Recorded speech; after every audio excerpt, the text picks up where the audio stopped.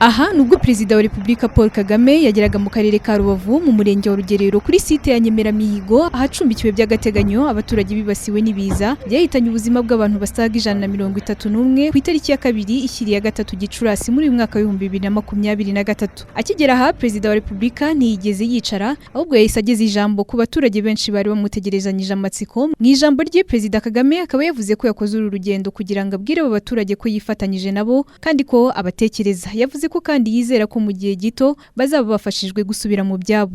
Perezida Kagame kandi yasuye ibikorwa bitandukanye byangiritse ndetse yavuze ko agiye gutangira gahunda yo kubisana mu gihe cya vuba. Perezida Kagame yasuye iyi ntara nyuma yo kwibasirwa n'ibiza byatewe n'imvura yaguye ku itariki ya 3 Gicurasi, yaguye mu buryo budasanzwe ndetse yangiza byinshi birimo n'ubuzima bw'abantu yatwaye basaga 131. Gusura iyi ntara yahuye n'ibiza byakoze ku mutima batari bake ndetse bamwe babicisha ku rubuga rwa Twitter bamushimira kuba yibutsa aba bahuye n'ibiza bigahitana n'imiryango yabo, abandi bikabasiga iheruheru. Ibyazengurutse Twitter muri iki cyumweru tubikomereze kuri iyi nkuru y'umusore witwa Habarurema w'imyaka 23 wari waraburiwe irengero guhera kwa gatatu mu masaha ya mu gitondo kare ubwo ikirombe cyamugwiraga akaza gutabarwa kuwa 4 kubw'amahirwe bagasanga ari muzima gusa yanegekaye. Uyu musore akomoka mu kagari ka Mucaca mu murenge wa Nemba mu karere ka Gakenke, akaba akora ubucukuzi bw'amabuye y'agaciro mu murenge wa Ruri. Amakuru dukesha ibinyamakuru bitandukanye avuga ko iki kirombe cyamugwiriye gifite metero hagati ya 50 na 60 z'ubujyakuzimu. Icyakora meya w'akarere ka Gakenke Jean-Marie Vianney Nzeyimana yabwiye itangazamakuru ko uyu mugabo yari ari kumwe na mugenzi we ubwo bari bagiye gutegurira abagenzi babo inzira kugira ngo batangire akazi, ariko babashije kurokora umwe, undi bikaba bitaramenyekana niba yarabashije kuboneka. Icyakora ngo ibikorwa byo kumutabara byari bigikomeje. Muri iki cyumweru kandi mu nkuru zakwirakwiriye kuri Twitter harimo n'iya Turahirwa Moses washinze inzu y'imideri izwi nka Motion, aho yemeruye urukiko rwisumbuye rwa Nyarugenge icyaha cyo kunywa ibiyobyabwenge. Avuga ko yamaze imyaka igera kuri 2 arunywera mu Butaliyani aho yabaga.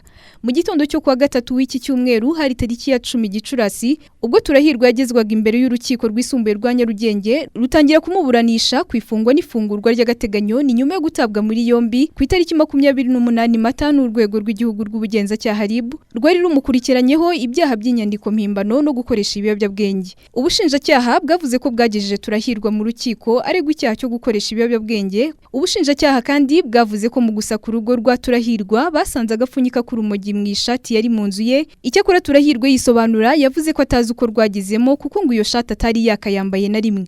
Uyu musore yemeye icyaha cyo gukoresha ibiyobyabwenge. Icyakora yavuze ko akwiye kuryozwa urumogi yaba yaranywereye mu Rwanda aho kuryozwa urwo yanywereye aho rwemewe. Ibyaha ukekwaho urabyemera, kimwe uracyemera ibindi ntabwo byemera. Icyo wemera ni ikihe? Icyo nemera ni cyo gukoresha cannabis mu bwoko bw'urumogi. Wadusobanurira uburyo ucyemeramo? Cannabis iri mu bwoko bubiri, hari HTC na CBD. Ubwo nigaga mu Butaliyani ari nabwo mperukayo mu mezi 2 ashize, nakoreshaga itabi rya HTC ariryo ryemewe kugura mu gihugu cy'Ubutaliyani ariho niga. Nakoresheje THC mu gihe cyose nabaye mu Butaliyani mu gihe cy'umwaka n'igice ndetse bishyira imyaka 2 aribwo naherukagayo.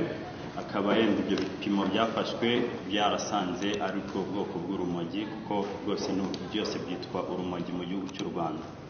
Mw'iyo shati basanzemo ariyo ntambara, nkeka ko urwo rumogi ariho rwaturutse mu myenda nakusanyije mu gihe narindi mu Butaliyani.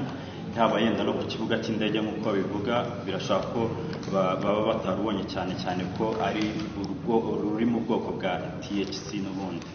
Ku cyaha cyo gukoresha cyangwa guhimba inyandiko mpimbano ntabwo nyemera cyane bigendeye ko namaze kwishyikiriza abangenzaga icyaha pasiporo yanjye y'umwimerere bagasanga nta kintu na kimwe nahinduye. Ku cyaha cyo gukoresha impapuro mpimbano ubushinjacyaha bwavuze ko bumukurikiranyeho guhindura pasiporo yahawe n'urwego rwa leta agashyiraho amakuru y'uko yahinduriwe igitsina n'itariki y'amavuko. Mu kwiregura Turahirwa yahakanye iki cyaha avuga ko atigeze ahindura urwandiko rw'inzira cyane ko ngo yifashishije kopi yarwo. Ubushinjacyaha bwagaragarije urukiko imiterere y'ibyaha Turahirwa aregwa bamusabira gufungwa by'agateganyo mu minsi 30 mu gihe iperereza rigikomeje. Icyakora Turahirwa yasabye kurekurwa akaburana ari hanze, atanga inzu y'imideri ya Motions nk'ingwate ndetse se na mushikiwe bemera kumwishingira kugira ngo urukiko rumurekure aburana adafunze. Nyuma yo kumva impande zombi umucamanza yavuze ko icyemezo cy'urukiko kwifungwa n'ifungurwa rya Turahirwa Moses ry'agateganyo kizatangazwa ku itariki 15 Gicurasi muri uyu mwaka wa 2023. Byazengurutse kuri Twitter muri iki cyumweru tubisoreze kuri aya mashusho yakwirakwiriye y'abakinnyi b'ikipe y'ingabo z'igihugu ya APRFC ubwo batakaga umusifuzi. Ku munota wa 87 w'umukino wa APRFC yahuragamo na Kiyovu Sport ndetse wanarangiye banganyije, iyi kipe yabonye igitego cya kabiri ariko kiza kwangwa. Iki gitego cyari giturutse ku mupira waruvuye kuri corner yatewe na Ishimwe Christian, maze umunyezamu Kimenyi Yves umupira wukuramo ariko usanga Kwitonda Alain wari uhagaze neza hanze y'urubuga rw'amahina wahise atera ishoti rijya mu izamu, ariko umusifuzi wa mbere ku ruhande Ishimwe Didier afata icyemezo kitashimishije abafana ba APRFC, avuga ko Nshimiyimana Yunus yabangamiye umunyezamu Kimenyi Yves ntabona umupira neza bityo ko yari yaraririye igitego cyangwa gutyo. Iyi myitwarire y'abakinnyi ba APRFC yavugishije abatari bake kuri Twitter bagaragaza ko uyu mukinnyi wakubise umutwe umusifuzi yakagombye kuba yarahanwe kuko ngo yamwitwayeho nabi. Bamwe bati ubu yaba ari umukinnyi wo mu yindi kipe biba byarabaye intambara, abandi bati ubu wasanga kandi byararangiriye aha n'ibindi. Icyakora kuri ubu yasabye imbabazi, ikitaramenyekana nuko yaba yazihawe. Nge nitwa Shemsa Uwimana, reka nsoriza aha naho ubutaha.